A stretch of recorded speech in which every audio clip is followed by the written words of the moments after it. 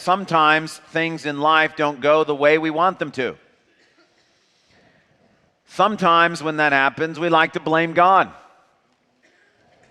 Lord, why didn't I get that promotion at work?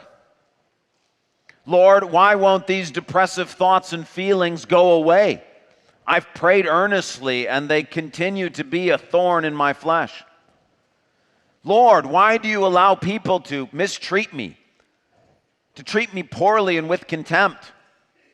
And we blame the Lord that things in our life are not going the way we would like them to go. And you know what? Sometimes it is God's fault. It is God's fault because His plan is different than our plan, and when our lives are not turning out according to our plan, but they're turning out according to His plan, He's the reason why they're not turning out the way we want them to. Sometimes it's His fault because His timing is different than our timing. And we want Him to go faster, and He says, I'd like to, but I can't get done what I want to do if I go too fast. Sometimes He simply has asked us to suffer for the sake of the kingdom or for some bigger plan that He has, and so we're right. Our lives are not turning out the way we want them to turn out because of God. But sometimes it's our fault. Sometimes it's a result of our disobedience, and by our disobedience, I mean my disobedience, your disobedience, or the disobedience of those around us or connected to us. And we fall down on our face and we blame God and we say, Lord, the fear, the anxiety, the difficulty, the struggle in my life, Lord, why are you doing this to me? And He says, get up. Why are you crying out to me? This is a result of your disobedience. Sometimes our lives don't go the way that we want because of God. Sometimes our lives don't go the way that we want because of us. This morning we're going to talk about the role that our disobedience plays in the difficulties that we experience in life. So please take a Bible and turn to Joshua chapter 7. Joshua chapter 7, it's page 173 in the Bibles the church provides. Joshua chapter 7. Together as a church, we're in a study of the book of Joshua. The story of the book of Joshua is that God has made some incredible promises to the children of Israel. Those promises include a specific piece of land that He has sworn to give them. And although they were disobedient in a previous generation, they're now ready to listen and obey. And God has led them under the leadership of Joshua across the Jordan River into the land of Canaan. And they have begun to live out in obedience the conquest of the land. They've gone through a number of ceremonial things, but the first major event of the conquest was the city of Jericho. We looked at that for the last couple of weeks. The city of Jericho, God said, look, this first battle is going to be unique. It's not going to be fought the way normal battles are fought. What I want you to do is I want you to watch as I fight for you. Because sometimes God works with us in our working, and sometimes God says, the walls are too big, you sit there, I'm going to do the work for you. The city of Jericho represents those things in our life where God just simply says, all you're going to have to do is just obey. I'm going to do all the work. And God does the work, and the walls of Jericho fall down. And this amazing thing happens, and God says, hey, now wait.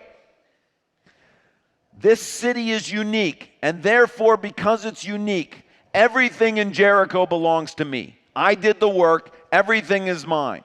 You are not allowed, children of Israel, to take any plunder from Jericho. You are to burn it to the ground. You are to kill every living thing associated with the city of Jericho. Anything that doesn't burn, that's precious, it's devoted to my treasury. Well, having been so successful at the city of Jericho, It's time now to move on to the next city that is to be conquered. And the next city is Ai. Ai is actually just a little outpost connected to the city of Bethel. And Joshua and the children of Israel, on the heels of such an amazing, miraculous working of God, are ready to keep obeying, and they're ready to go on to Ai. We pick up the story in Joshua chapter 7, verse 1. But the Israelites were unfaithful in regard to the devoted things. Achan, son of Carmi, the son of Zimri, the son of Zerah of the tribe of Judah, took some of them. So the Lord's anger burned against Israel. Now Joshua sent men from Jericho to Ai, which is near Bethaven, to the east of Bethel, and told them, "Go up and spy out the region." So the men went up and spied out Ai. When they returned to Joshua, they said, "Not all the army will have to go up against Ai. Send 2,000 or 3,000 men to take it, and do not weary the whole army, for only a few people live there." So about 3,000 went up, but they were routed by the men of Ai, who killed about 36 of them. They chased the Israelites from the city gate as far as the stone quarries and struck them down on the slopes. At this, the hearts of the people melted in fear and became like water. Then Joshua tore his clothes and fell face down to the ground before the ark of the Lord, remaining there till evening. The elders of Israel did the same and sprinkled dust on their heads. And Joshua said, "Alas, sovereign Lord, why did you ever bring this people across the Jordan to deliver us into the hands of the Amorites to destroy us? If only we had been content to stay on the other side of the Jordan. Pardon your servant, Lord. What can I say now that Israel has been routed by its enemies? The Canaanites and the other people of the country will hear about this, and they will surround us and wipe out our name from the earth. What then will you do for your own great name?" Okay, stop there for a moment. The battle of Ai is proceeding more like normal battles go, meaning Joshua sends spies, and this time the spies actually do some spying, and the spies actually come back with some military information. And they say to Joshua, "Hey, yep, that's the next city we're supposed to go to. But look, this is going to be no problem. I mean, after all, God's with us. He's promised us this land. The next city is a lot easier than Jericho. We don't need to send the whole army. Send 2,000 or 3,000 men." Joshua's like, "Great, 3,000 men go up there." But lo and behold, it doesn't turn out the way we're expecting. They're routed. Now, it is interesting that they're routed, but only 36 of them die, which has got to be the lowest total of a losing battle in Bible history. I mean, yes, 36 people are important, but that's not exactly what you're expecting. 36 people are killed. Israel is routed. The worst thing is not the people who die, it's the fact that they're now petrified. And Joshua is absolutely, utterly confused. Didn't you promise us this land? Didn't you promise to go with us? Lord, we're only on city number 2 and you failed. You've abandoned us. And Joshua's like, what are we supposed to do now? We can't go forward. We can't even conquer this little tiny outpost. We can't go back. The Jordan River's still waiting for us. How in the world are we going to do this? He's absolutely stuck. You ever been there? You feel like you can't go forward? You feel like you can't go back? And the person you want to blame, same person Joshua wants to blame, God. What have you done? Why did you lead us here? Look, if your goal, God, was to torture us, you could have tortured us on the other side of the river. Why lead us in here so that we have to face our worst fear? Defeat at the hands of an overwhelmingly powerful enemy. Well, God replies in verse 10. The Lord said to Joshua, "Stand up. What are you doing on your face? Israel has sinned. They have violated my covenant which I commanded them to keep. They have taken some of the devoted things. They have stolen. They have lied. They have put them with their own possessions. That is why the Israelites cannot stand against their enemies. They turn their backs and run because they have been made liable to destruction.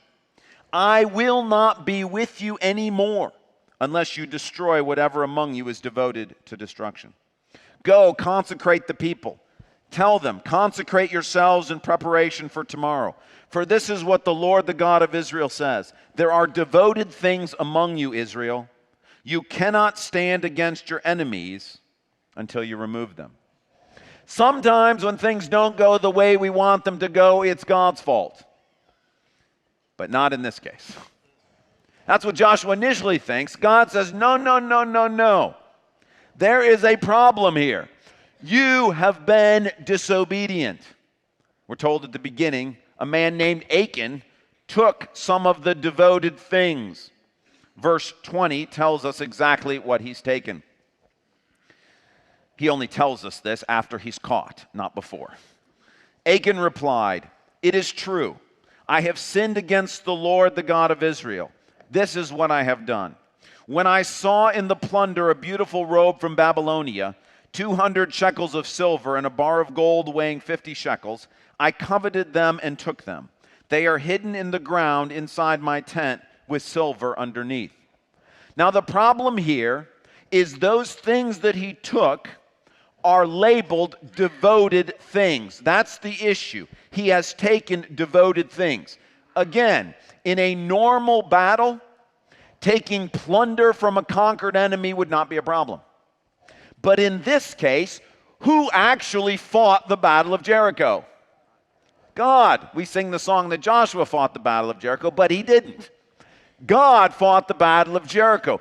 These are God's spoils. He's the one who did the work. And remember, we said last week, Jericho was supposed to be completely destroyed because it represented such vile, detestable, idolatrous behavior of the people in the land. And God said, we're going to deal with Jericho differently than the rest of the cities. You're going to be able to keep some stuff from the other cities, but Jericho, that's mine.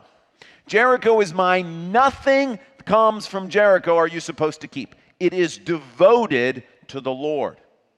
Now, there's two types of things that Achan has in his tent, and they represent the kinds of devoted things that God is talking about. The first is he's got a robe. This is a robe from Babylonia. This should have been destroyed. You're supposed to burn the city to the ground. You're supposed to kill anything that can be killed or burn anything that can be burned. This robe should have been burned because what it represents is the kinds of sinful practices associated with Babel or with Babylon, also associated with Jericho, and this robe was supposed to be devoted to the Lord because it was worthy of destruction because of the practices it represented. The second thing that Achan has in his tent is something that can't be burned. It's not something that's sort of inherently evil like that robe and what it represented. It's gold and silver. And God said in Jericho, you're not going to be able to burn the gold and the silver, so take it and put it into my treasury. It belongs to me. And so Achan has taken something that should have been destroyed because it was dedicated for destruction and something that had been promised to God. Those are the two kinds of devoted things that we hear about in the Bible.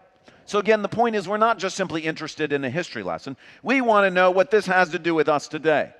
Well, when the Bible talks about devoted things, there are two kinds of things that are considered devoted to God. The first we hear about in Leviticus chapter 27, verse 28. But nothing that a person owns, so we're talking about stuff that you and I own, and devotes to the Lord, whether a human being or an animal or family land, may be sold or redeemed. Everything so devoted is most holy to the Lord. One type of devoted things are those things that are inherently good that we offer to God of our own free will.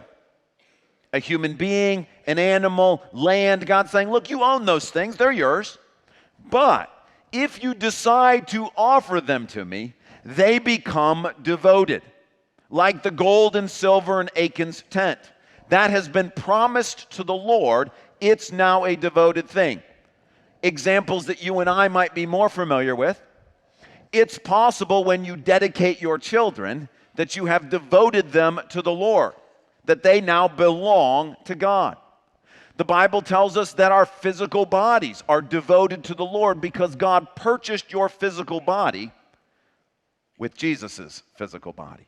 Therefore, we don't belong to ourselves. We've been bought with a price. That means the activities that our bodies engage with Our bodies are devoted to the Lord. It's possible that, well, it is true, when you filled out your Grace Beyond pledge, that money may still be in your bank account, but it now belongs to God. It's been devoted to Him. You made that choice of your own free will between you and God. It belongs to Him. If there's other money that you've promised to the Lord, you may still be holding on to it, but it's a devoted thing. The idea is you and I all have within us things that are inherently good, like children or our own bodies or money, that we've promised to the Lord. Once we promise it to the Lord, it's now a devoted thing. It can't be spent on something else. It can't be used for something else.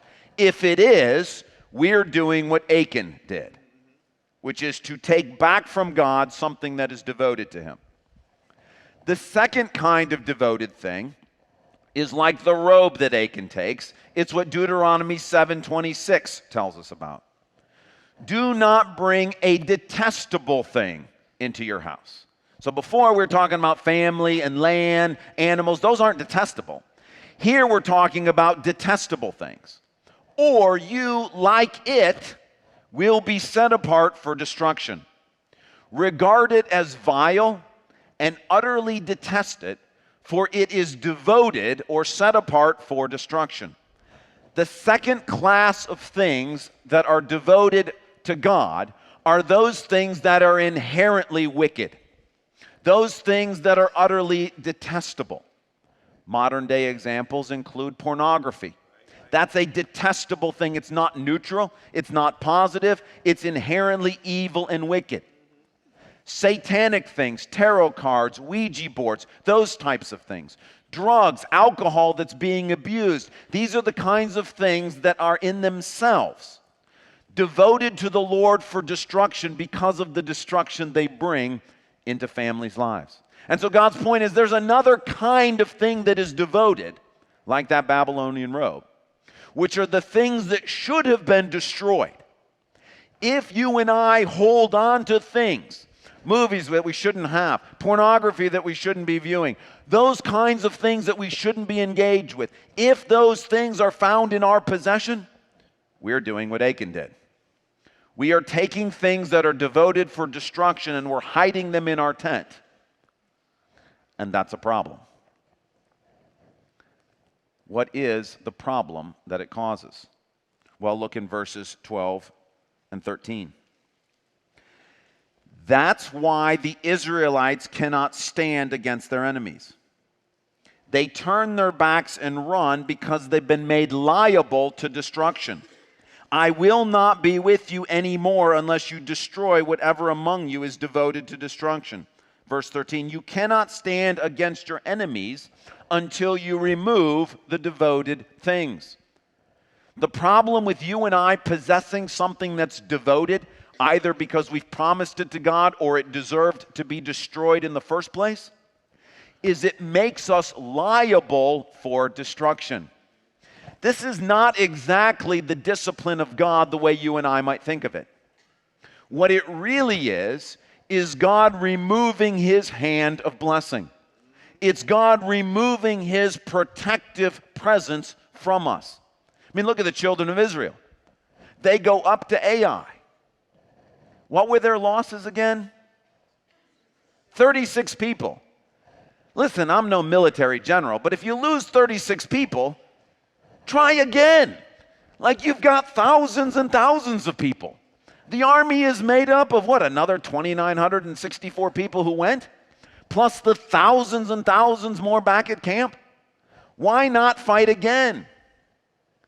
Well, the problem is not that they lost 36 people. The problem is that they're absolutely petrified. Where did that come from? Well, there's only one person who uses fear like this, and that's Satan. And what happens is God, who was with them at Jericho, didn't go with them to Ai. And Satan now has free reign to strike them with his best tool, which is fear. And so the problem is not that all of a sudden a plague came on them or they were bitten by snakes or the ground opened up and swallowed them out. That would have been the direct discipline of God. The problem when you and I hold on to devoted things, God's promised protection is removed from our life, and we're now fair game for Satan to come after us. That in these areas, Satan can now attack us with anxiety, fear, doubt, discouragement, depression. And God has simply said, hey, look, if you're going to kick me out of your life by stealing my stuff, if you're going to kick me out of your life by holding on to stuff that I said should be destroyed, okay, well, you got what you wished for. You may go on your journey of faith without me going with you. Problem is, you don't know when Satan's going to come after you, but the point is God's protective presence is not with you. What does this look like? Let me give you a personal example. A few years ago, I was struggling with fear, anxiety, doubt, these sorts of spiritual warfare kinds of things. And it was around things associated with my kids. Like, for example, I would go and see movies about kids that had grown up. And all of a sudden, I would feel myself sort of feeling anxious about my own kids growing up. I would feel sort of darkness. I would feel kind of attacked and difficulty as thought about my own kids growing up. See, the thing is, I love my kids. I want to keep them exactly the age they are right now. And anytime I would begin to think about, that sort of memories in the future, and hey, will they even remember this stuff that we're doing together? And what will they think of me when they're grown up and they've moved out of the house or whatever? Anytime those thoughts came to mind, what came with them was fear and anxiety and discouragement and doubt. And I felt attacked at those times. It wasn't really explainable. Other people watching the same movies, having a great time, and I'm thinking, my kids are going to grow up. Well, as only God can do, he worked out circumstances whereby he made it clear to me that I was struggling with idolatry.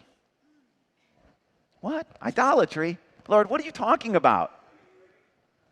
God said, you think you're a better father than I am. No, I don't. He's like, yes, you do.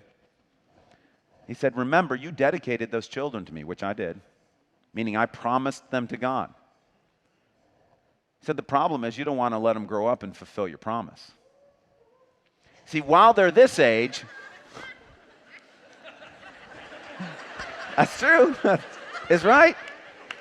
While they're this age, you can hold on to them and they're cute and you can kind of control what's going on and all of those kinds of things.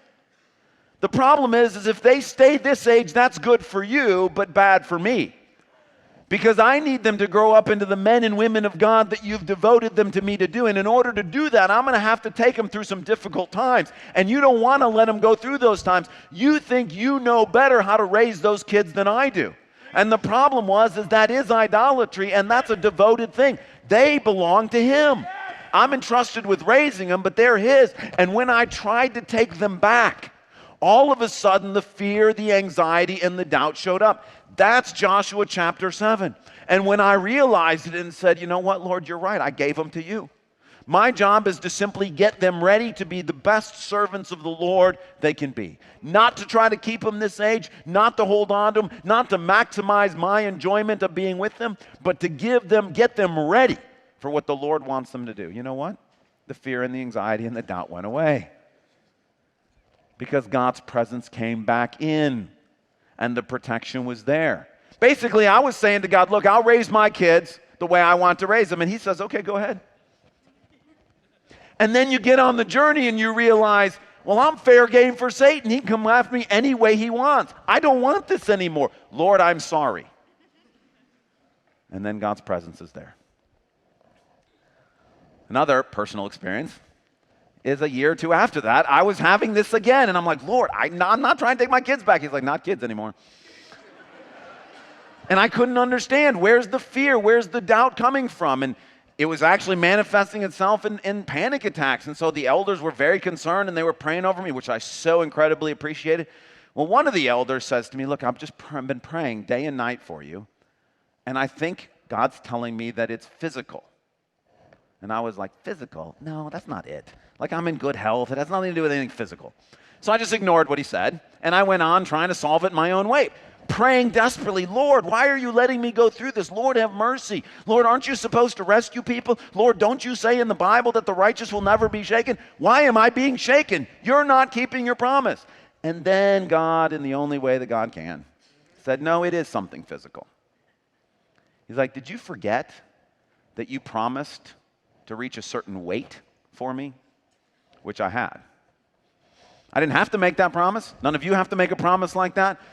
But I felt in my own life, from a physical point of view, this body belongs to God. He purchased it with Jesus' blood, and there were things about my eating habits and my exercise habits that I knew weren't that pleasing to him. So as a spiritual discipline, I said, Lord, to show you how much I love you, I'm going to hit this weight. And you know what? I started off great, but I never got to that weight. And along the way, I got tired of trying to hit that weight. And so I just got on with eating whatever I felt like eating. And for a long period of time, those sort of gluttonous eating habits and not exercising had seeped back into my life. And God said, but you made me a promise. You didn't have to, but you did. And now that you have, you got to fulfill it. That's a devoted thing. My body belongs to him. And when you refuse and try to take back from God something that you have given to him or rightly belongs to him, the result is not necessarily the immediate discipline of God, but somehow God's presence is removed. And in those areas, you begin to experience the fear, the anxiety, the doubt, those kinds of things. See, Joshua 7 is a very sobering message. We think we can get away with just having that pornography in our life. Nobody's going to know about it. We think we can get away with holding on to our kids or whatever it is. God's not mocked. He knows what he's doing. And if you steal stuff from him that belongs to him that should either be destroyed or that you've promised to him, he just simply says, okay, you can have what you want. I'm going to leave. You get those things instead. But along with those things comes Satan's right to sift you like wheat, to come after you with fear, anxiety, doubt, discouragement. You want to know something even more sobering? Look in verse 11. Israel has sinned. They have violated my covenant. They have taken devoted things. They have put them with their own possessions. That is why the Israelites cannot stand. Wait a second. Who's the one that took the stuff? One guy. Who's suffering? The whole nation. In fact, this is just conjecture. I don't think that Achan actually went to the battle of Ai. I don't think he was even part of that battle. But you know the really sobering thing about this? All of Israel is suffering because Achan stole something that belonged to God. Now, what's implicit in Joshua 7 is explicit in Joshua 22. When Achan, son of Zerah, was unfaithful in regard to the devoted things, did not wrath come on the whole community of Israel? He was not the only one who died for his sin. Here's the really sobering thing, and if we're honest, we know that it's true. Your sins affect me, and my sins affect you. We know this is true because you can have a family where one of the adults in the family is engaged in pornography and the spouse doesn't know it and the kids don't know it, but somehow something feels not quite right. God's presence seems to be removed and the marriage suffers and the parenting suffers and everybody suffers. Even though it seems to be secret, it's hidden under the tent, but it's there, and the sin of one person is affecting everybody. We know that to be true. If a pastor in a church is secretly embezzling money and nobody in the church knows it's happening, still when you come to participate in the church, you think something's the matter here. Something's not quite right. Where is God's presence? We seem to be under an inordinate number of attacks. What's happening here? We know this if somebody in the church goes to dabble in the satanic occult. None of us may know they're doing it. None of us would ever approve of it. But they walk through the doors having been on Saturday night in the satanic place, and then they come here. They bring with them those devoted things devoted to destruction. It causes problems for all of us. My sins affect you. Your sins affect me. That's a very sobering thought. Now, if you're like me, you say the same thing, which is, but that doesn't seem fair. And you know what? It's not. Our individualistic Western minds are probably not attuned to be able to understand this, but I don't think it's designed to be fair. But just because it's not fair to us doesn't mean it's not true. All of Israel suffers because of Achan's sin. But you know what? That's actually a piece of good news. How? How is that good news? Well, you remember in Joshua 22 when it says that Achan was not the only one who died for his sin? That's a little hint. The fact that I'm connected to you and you're connected to me so that my sin affects you and your sin affects me is bad news. But it's good news because it makes something available to us that would not be available otherwise, that Romans 5 makes clear. Romans 5 says, consequently, just as one trespass resulted in condemnation for all people, this is talking about our forefather Adam, who chose to take a devoted thing. Remember, a piece of fruit that God said, you're not allowed to touch that? That is not for you, that's mine, don't take that. Adam and Eve took a devoted thing, and their sin affected every single human being. That's the bad news. So also one righteous act, this is Jesus' death on a cross, resulted in justification and life for all people. Again, something that's not fair. It's not fair that I should suffer for Adam's sin. It's also not fair that I should be blessed because of Jesus' obedience. The one makes possible the other. For just as through the disobedience of the one man the many were made sinners, so also through the obedience of the one man the many will be made righteous. The really bad news that Achan's sin throws all of Israel into despair is actually good news, because it means that one act of obedience can rescue the whole group. That Jesus' obedience can bring us life. Which is why when you go back to Joshua 7, after Joshua falls on his face and says, Lord, what in the world did you do to us? And God says, no, I didn't do this, you did this. God doesn't keep it a mystery. He says, here's what you need to do. Somebody among you has something that's devoted to me. God tells Joshua how to find it out, and then tells Joshua what to do with it. Joshua obeys completely, and Achan's sin no longer is a problem for Israel, and actually turns out to be a blessing, which we're going to see in Joshua chapter 8 when you come back next week and we talk about that. But this morning the point is, Joshua's one act of obedience overcomes Achan's one act of disobedience. See, the point is, Joshua can help rescue Israel because Achan is able to throw Israel into this problem situation. However this is, whether it's fair or not fair, it's the way it works. I'm connected to you, you're connected to me. What we do affect each other, but that's good because it allows Jesus to come and bless us, and it allows our acts of obedience, my obedience to bless you and your obedience to bless me. So what's the takeaway for this morning?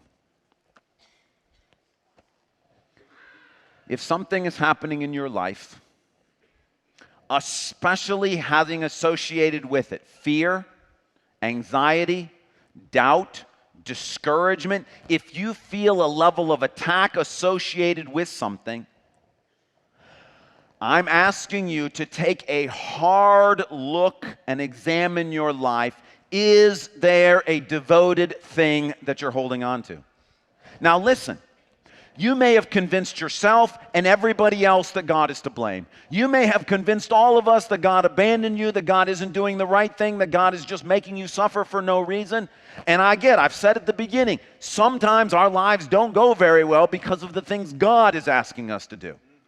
But if it's because you're holding on to a devoted thing, it doesn't matter how many other people you convince that it's God's fault. God is always righteous. If you're holding on to something that should either be destroyed or that should be given to Him, it will not go well for you. God will not go with you, and you can't talk Him into going.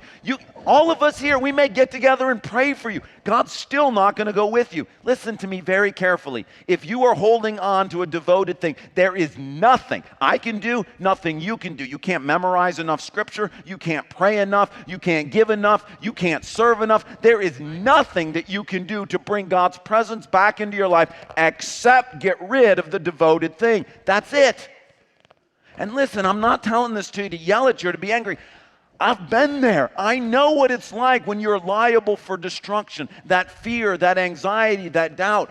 Listen, you can pretend it's not there. You can try to avoid it. You can do everything under the sun not to deal with. It will stay there as long as that devoted thing remains in your possession. You keep holding on to that pornography. You keep refusing to give God the money that you promised him. You keep committing sexual immorality with the body that he gave you that belongs to him.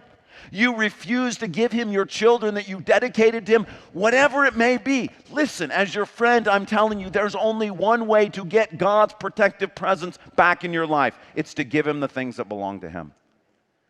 And no matter what you do, no matter how hard you try, you can try medical solutions, you can try spiritual solutions, you can try physical solutions, you can try every solution under the sun. But if your problem is that God has removed his protective presence from you, if you're journeying through faith without him standing right next to you, you are fair game for the enemy. And listen, our enemy does not have mercy. He doesn't care how much you're suffering. Your suffering makes him want to give you more suffering. There is only one thing that will hold him at bay. And it's not our moral righteousness, it's not our goodness, it's not our willpower, it's not our friends around us. It is the presence of God in our lives. Listen, I understand sometimes things in our life don't go the way we want them to go because God is asking us to suffer. I'm not talking about that right now. Sometimes we are experiencing what's going on in Joshua chapter 7 because we have devoted things in our life. And what I'm asking you to do today, this week, is examine your life. Is there anything that is devoted to the Lord? Stuff that should be destroyed. Stuff that if people in this church knew was in your house, you would be embarrassed, that you don't want, that shouldn't be there. Get rid of it. Are there things that you have given to God that you're trying to take back from him? It won't work. It won't work. Give them to him. Trust him with them. Secondly, what if you're worried that your spouse is holding on to devoted things? Or someone in your small group, or someone in the church, or someone in the neighborhood, or one of your children? And you feel that level of fear and that anxiety and that doubt. You're going through what Joshua's going through, where he searched and he said, I did everything right. I did what you asked me to do. And the answer is someone connected to you is holding on to devoted things. What are you and I supposed to do in that situation? Whatever God tells you to do. If he tells you to confront the person, confront the person. If he tells you to not confront the person, please don't confront the person. If he tells you to wake up early in the morning and pray every day for them, wake up in the morning and pray for them. If he tells you to avoid the person, avoid the person. If he tells you to embrace the person, embrace the person. Because whatever he gives you to do is an opportunity for you to exercise obedience, and your obedience will overcome their disobedience. Here's the good news about Jesus Christ. Obedience trumps disobedience. And the reason why God is going to give you specific instructions about what to do is so that you have a chance to obey. Because once you obey, you have introduced a greater power into the situation. The one thing that Satan can never abide by is somebody who is submitted to the Lord. Submit yourselves to God, resist the devil, and he will flee from you. When you say to God, God, I'm ready to obey, give me my marching orders, you are now a devoted thing to the Lord. And your devotion to the Lord will overcome the destruction associated with whatever anybody else in your life is doing. And so the sobering message is other people's choices do affect ours. The really encouraging message, it doesn't matter if you're willing to obey. If you're willing to do whatever God tells you to do, there is nothing that can harm you. Because God says, I will be with you. And in your obedience, you'll be safe. Sometimes when life doesn't go the way we want it to go, it's God's fault. Sometimes it's ours.